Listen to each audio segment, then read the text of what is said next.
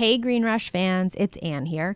So as you know, we're replaying some of our greatest hits this week, and my selection is our interview with Oregon Congressman Earl Blumenauer. Representative Blumenauer has really been instrumental in the legalization movement, and his state has really become a leader in figuring out how this whole adult use market works.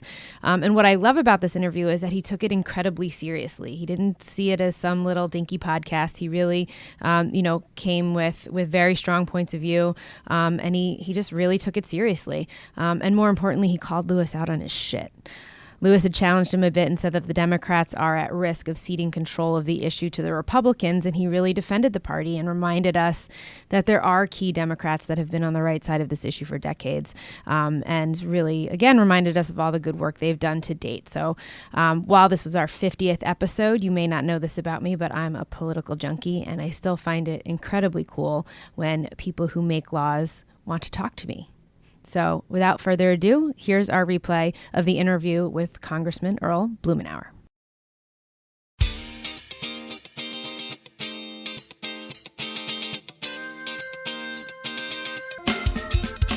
Welcome to The Green Rush, a podcast about the business of cannabis. On a weekly basis, hosts Ann Donahoe and Louis Goldberg talk with the CEOs, politicians, and cultural icons driving the cannabis industry forward.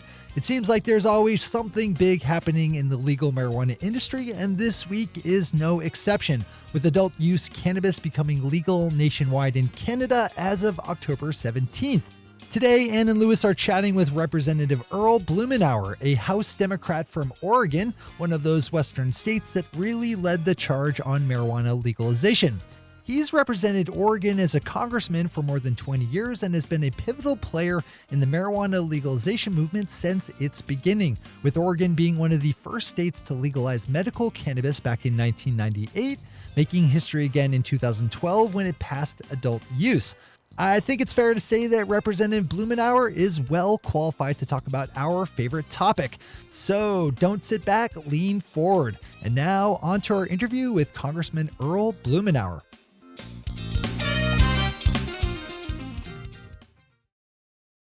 And it's been almost a year to the day since we started doing this together. And Mazel tov. Happy birthday. It's a baby. Woo! And first of all, I want to thank you. I have had so much fun. This has been such a great opportunity for me to learn, and also because I can't do stand-up, I can do my bad jokes here, and I get people to kind of shake their head on their headphones. But I really appreciate you partnering. And in all truth and full disclosure, this was your idea. So thank you so much. My pleasure. Well, it was my idea, but it was not my idea to co-host. That's also important. So that was your idea. So thank you for giving me the opportunity. You're welcome. To get out of my comfort zone. So speaking of getting out of the comfort zone, since we're almost a year into this, or we are exactly a year into this, I know that we have been talking about how do we make the show better? Because while some of the stuff we do is great and the hostfuls are fun, I think that we're not drawing the audience in, right? Like you guys who are listening, oftentimes we jump right into the interview. So we had a brainstorm and we talked with Nick and we talked with Shay and actually we talked with another guy here, John Goldberg, and came up with a new idea that on a weekly basis, we are going to start the show by asking one journalist or one key influencer, what is the most important story we should all be paying attention to? And it's not going to be more than 3 to 5 minutes. And then after that, we'll get into the interviews.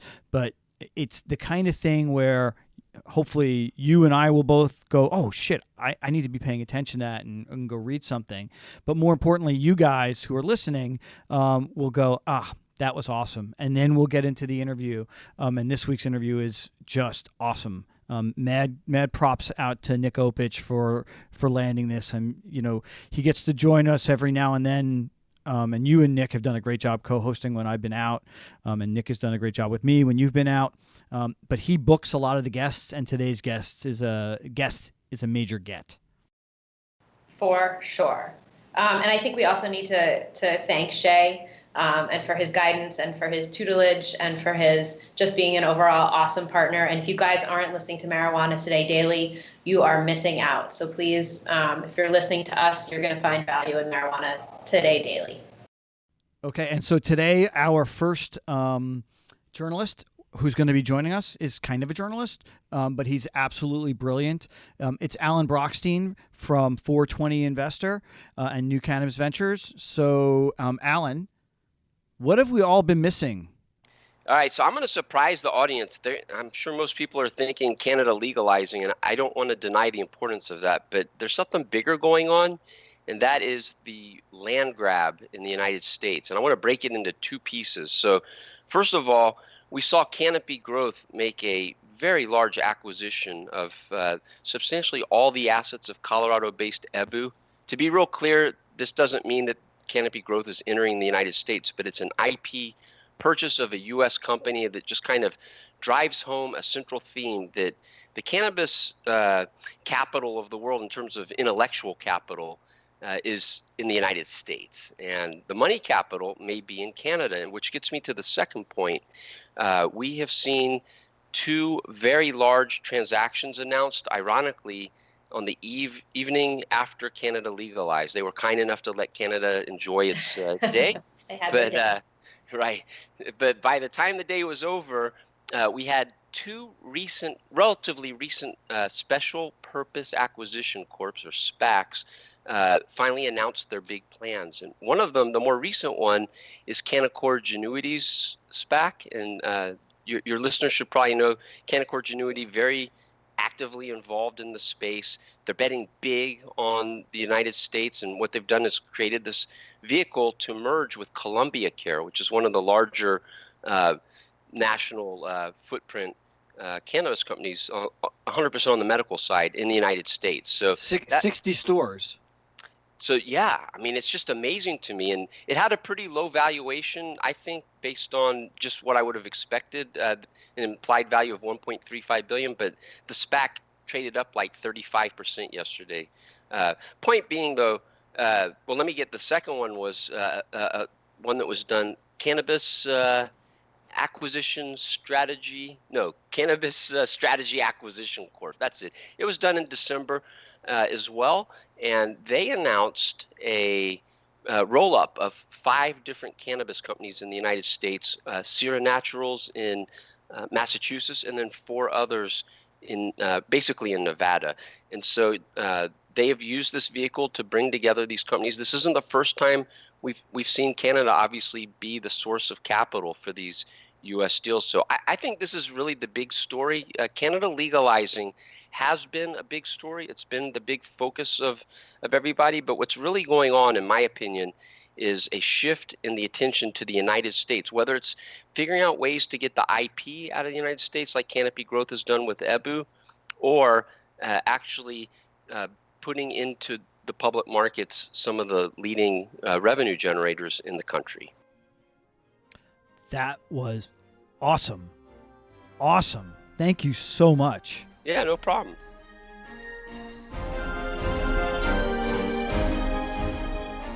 Hi, Congressman. It's Ann Donahoe. Thank you so much for being here. We really appreciate you taking the time. Let's jump right in. Let's talk about the memo earlier this week. You made news by issuing a really bold roadmap, very specific roadmap for Democrats to use for the new Congress. And you even said to Bloomberg that you think that cannabis will, quote, move in the next 6 months. Why do you feel like now was the time to issue that memo? Well, this is the culmination for me of years of working on this issue. And I think we're watching it come to a head. We're having 4 more elections this fall. In fact, I'm in Missouri tomorrow campaigning for their ballot measure. We have more candidates than ever before that are actually talking about this. We have had remarkable progress despite the unrelenting opposition of the Republican leadership in Congress. We now have virtually every Democrat on board, and we have several dozen Republicans. The major roadblocks have been 3 people. I mean, it's the Republican head of the Judiciary Committee, Bob Goodlatte, the Republican Speaker, Paul Ryan, and the Republican Chair of the Rules Committee, Pete Sessions, who've been just thwarting our efforts. And two of the three are not coming back. And candidly, I think Pete Sessions is in the race of his life, in part because he's been the number one enemy of marijuana reform in Congress. And there's a very good chance that Democrats will take control. So I think it's all teed up, ready to go. We have more support from the public than ever before. We have 3 states that are going to, 2, maybe 3 states that will be added to the column, and it looks like we've worked out a deal in Utah. The time is right. So this is Lewis speaking, Congressman. And over the last couple months, I've said repeatedly that I think that we're going to see an October surprise related to cannabis specifically, that because of what happened with GW Pharma and the FDA's approval of Epidiolex, that the president will do something, whether it be deschedule or reschedule or do something that he'll be able to claim that he legalized cannabis. Do you see something like that happening before the midterms, or do you think I'm just kind of talking out my butt? Well, I can't imagine anybody who knows what this guy's going to do. I don't think he knows what he's going to do. Well, that's the case. But I think it would, they have an administration that has been decidedly unfriendly. They have had opportunities for 20 months to make a difference, and they haven't. They've allowed Jeff Sessions to cast a cloud. I'll tell you, the October surprise is that we're going to elect the most pro-cannabis Congress in history, and we're starting from a pretty good space. We will have more successes at the ballot box that follow up on success after success we've had around the country. The October surprise is that the people will speak, and we're going to be in a position to be able to act on the outline that I put out this week. Well, I like that October surprise much better than I like Lewis's idea of an Me October too. surprise. Trust me, me too. But worst case scenario, and I certainly don't mean to be negative because I do really believe in this blue wave and that there's a lot of energy in the Democratic base. But let's say the Democrats don't win the House and there's no October surprise. Do you think that your colleague, Representative Dana Rohrabacher, is right when he says that Trump and the Republicans will get this done in 2019? Well, the table is set, and we have seen remarkable progress. But if they continue to have leadership that is opposed to us, like Pete Sessions, this was teed up. There was no reason that this should have been a problem. As you know, my veterans access legislation passed both the House and the Senate last Congress. We should have been able to move. One of the things I've worked very hard when I established the Cannabis Caucus was to make it bipartisan.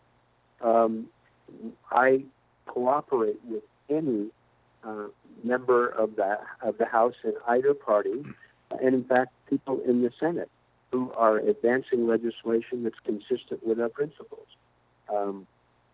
As a practical matter, the Republicans have been very, very hard to read, and their leadership has been hostile.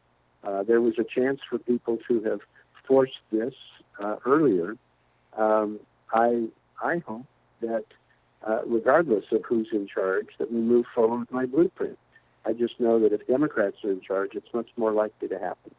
Has leadership, when they saw the blueprint, did they say, yeah, we're in? Or were they because all of the polling says that bipartisan, Republicans, Democrats, self-proclaimed conservatives or progressives, everybody supports cannabis either from a medicinal or an adult use perspective.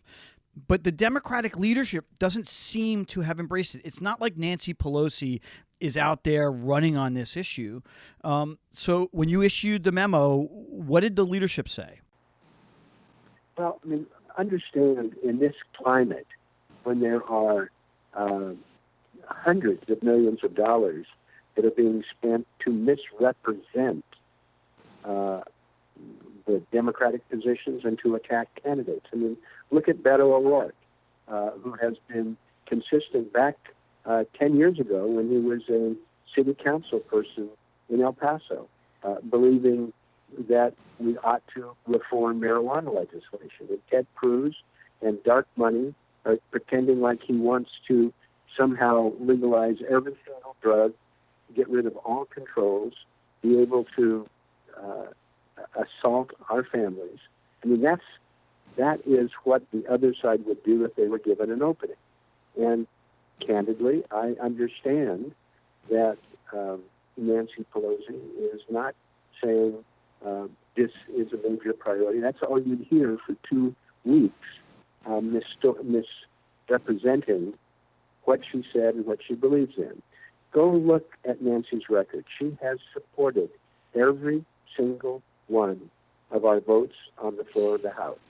She has been clear that she thinks that reform makes sense. But I think she shouldn't say that this is a major priority. It doesn't.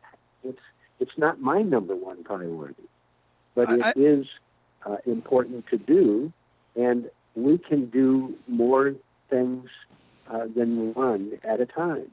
So we can deal with the healthcare crisis, deal with the immigration crisis, deal with the fact that America's infrastructure is falling apart, and still follow the outline that I presented. There's an opportunity for each committee over the next few months of the new Congress to be able to lay the groundwork for this. Many of these things are teed up and ready to go.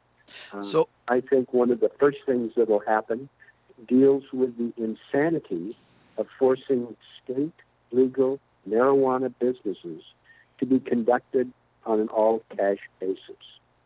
Now, I've been working in this space for years. I have traveled from Bangor, Maine to Santa Barbara. I've worked on the ballot measures. I've never met a single person who thinks that state legal cannabis businesses should be conducted on an all-cash basis. The notion that we have people with backpacks and shopping bags full of $20 bills scurrying around every day is lunacy. It's not safe. It doesn't make sense from a business perspective. And if you really care about law enforcement, it's an invitation to tax evasion and money laundering. We've got legislation ready to go with Ed Perlmutter and Denny Heck from Colorado and from Washington State, both on the Financial Services Committee. I think when we're in charge, that legislation moves in a matter of months.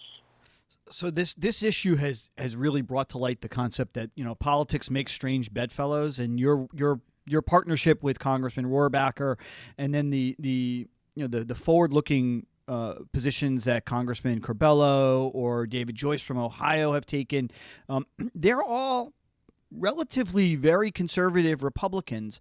And other than you and just a handful of others, it doesn't really feel like the Democrats have embraced this issue with open arms. I'm joking that they should be holding a plant, running to the polls with it, but they're not. And again, the polling is so strongly in favor, especially amongst Democrats, of this issue. I just don't. I wish I could understand more why the Democrats as a party aren't embracing this, because it hits on social justice, it hits on tax, it hits on money for infrastructure, all that stuff. Well, I reject the premise. There are a number of Democrats who, in fact, embrace full legalization. Virtually all of them support medical marijuana. Look at the number of candidates running around the country. it's just not true that there aren't a wide variety of Democrats who are there and who are supportive. And in the Senate, Cory Booker, Elizabeth Warren, my own senator, actually both my senators, Jeff Merkley and Ron Wyden, have been extraordinarily supportive. It is what we see with Tim Walz, who's running for governor of Minnesota, but having advanced on the Veterans Committee, moving for marijuana research. Barbara Lee. I mean, there are candidates and members of Congress who have been very clear and very forceful. Hakeem Jeffries, Gary Nadler. I reject the proposition. Now, part of it is that there's a lot of issues that people are contending with, and there is a crisis every day, from Donald Trump setting his hair on fire and trying to put it out with a hammer. That's a great image. Well, I mean, so there is literally a crisis a day. But if you look at where the candidates stand, if you look at where our members have voted and what they believe in, and the legislation that they've co-sponsored, I mean, there is a wide variety of legislation. We have something like over 30 pieces of legislation in the House, and the majority of the people who are supporting these are Democrats. Now, I encourage the work with Carlos and Dave and Dana. That's good, and I have worked with them at every turn, because we're trying to get something through this Republican Congress that has sort of shut us down. But I'm sorry, I've talked to, I've sent material and engaged over 90 Democrats running for Congress. I know where they're at, and a number of them are, in fact, talking about it. They support it. They're not ducking it on the campaign trail. But again, the same point that the climate that we have now, it's so easy to mischaracterize what people have said and what they believe. And if somebody claimed that this was, their number one priority, or even one of the top priorities, they would have this millions of dollars of dark money misrepresent what they said and what they believe, and create problems for them. They don't need to do that. We don't need them to do that to be successful. We just need people to be clear, to support simple common sense things for the industry, to make sure that they support eliminating the banking promise, the way the federal government gets in the interferes with research, the veterans access issue. People stand behind the simple common sense steps that are in the blueprint that I outlined, and I think you will see support for moving it forward. Congressman, you're spending a lot of time this week in Missouri on the campaign trail, and you've said that if Missouri is willing to support medical marijuana, you think the tide will change nationally and that we're in the home stretch. Why Missouri? And I guess my follow-up there is, why do you think the federal government as a whole has been so far behind this particular issue? And not just in the era of Trump, but why couldn't Obama get it done either? I guess that's a big question, but take it piece by piece, however you like. What you have on the federal level, let me take these in reverse order. On the federal level is the legacy of Richard Nixon weaponizing the opposition to marijuana reform.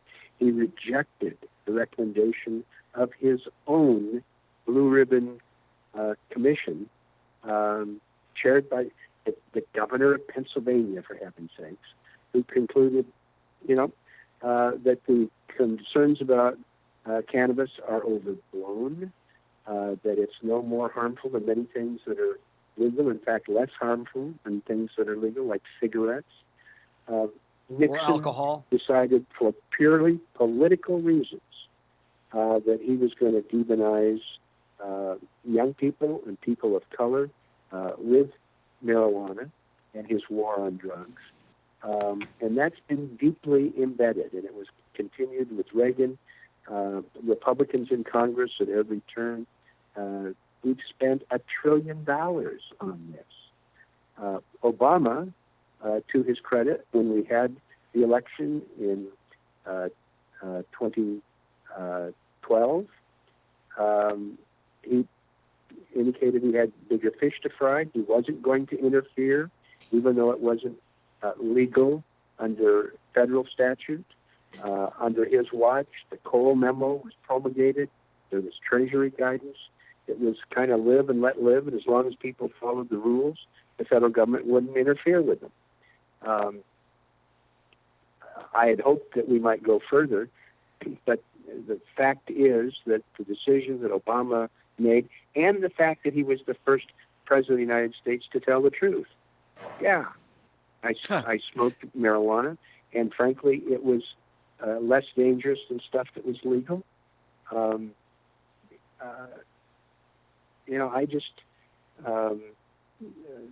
think that we're watching these pieces come together. They've been building.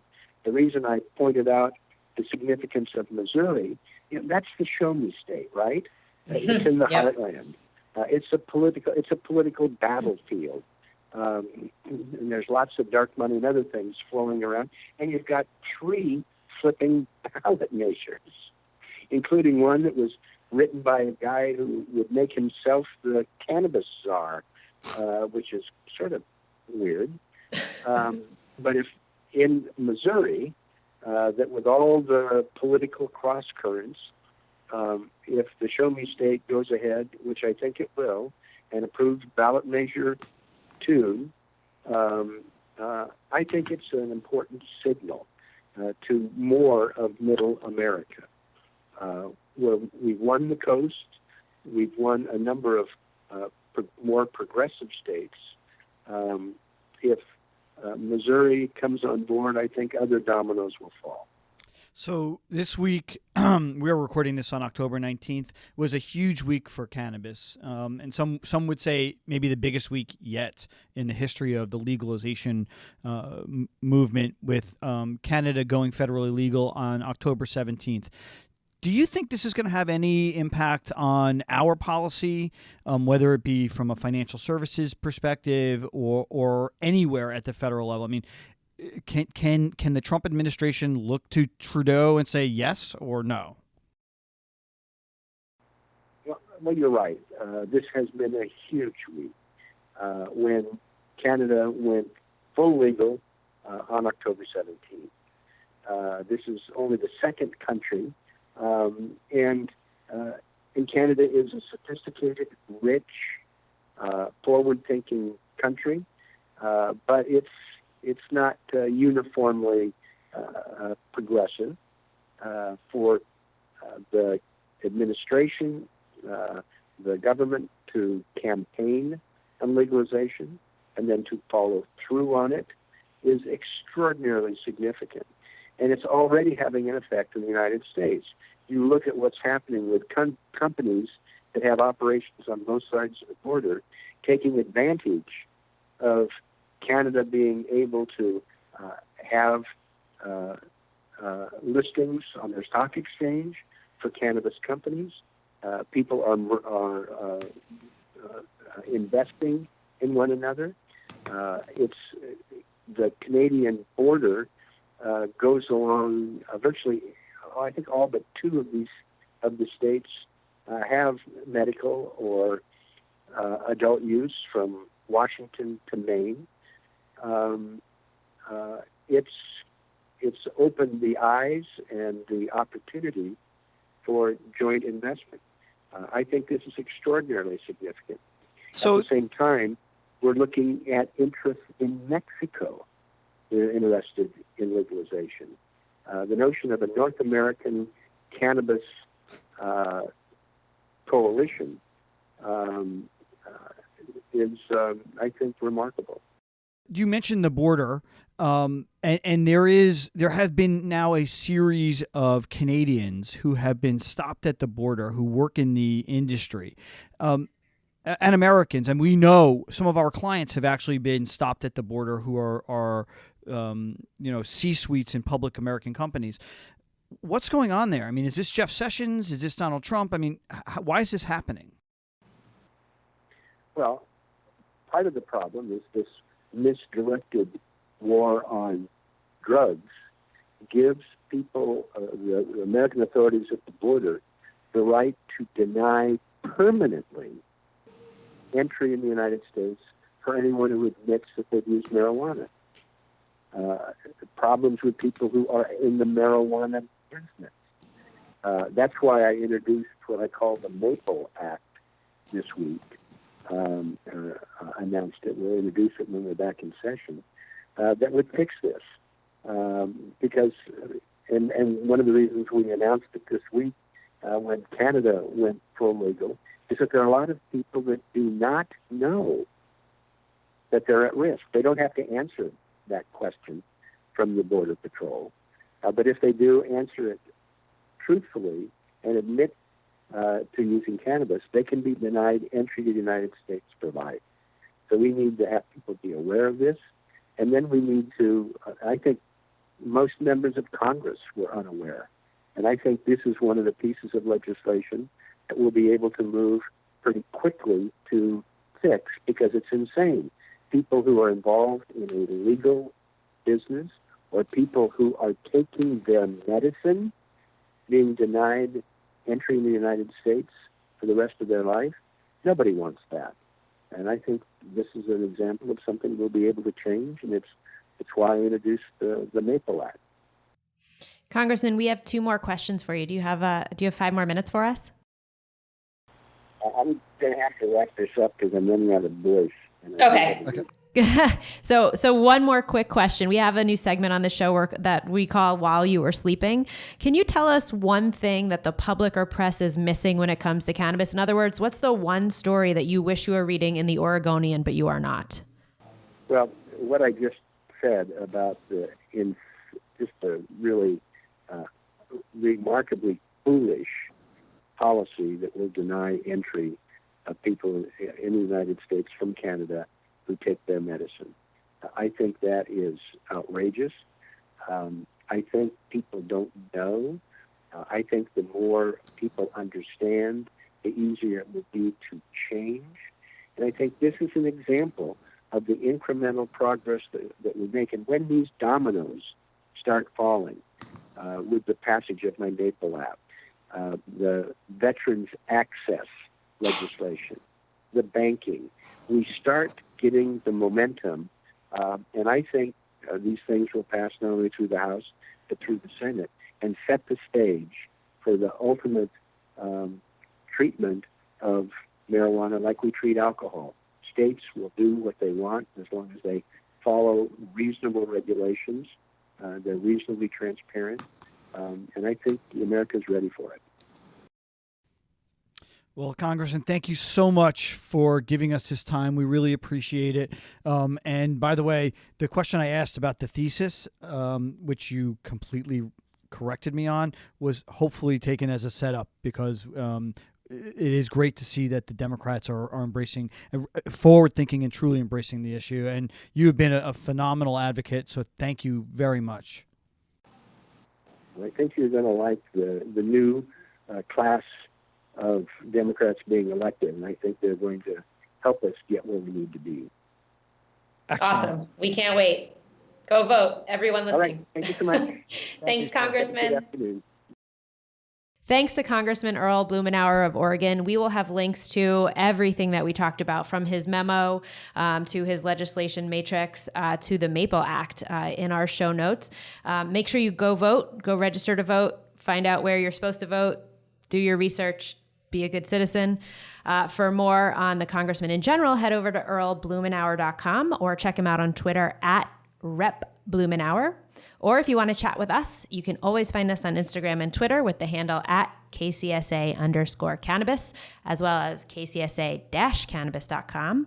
Or you can email Lewis at greenrush@kcsa.com. He loves hate mail. I got my first piece of hate mail. It was awesome. So exciting. I was so exciting. And don't forget to subscribe to The Green Rush in your favorite podcatcher. That's one take, Shay. One take.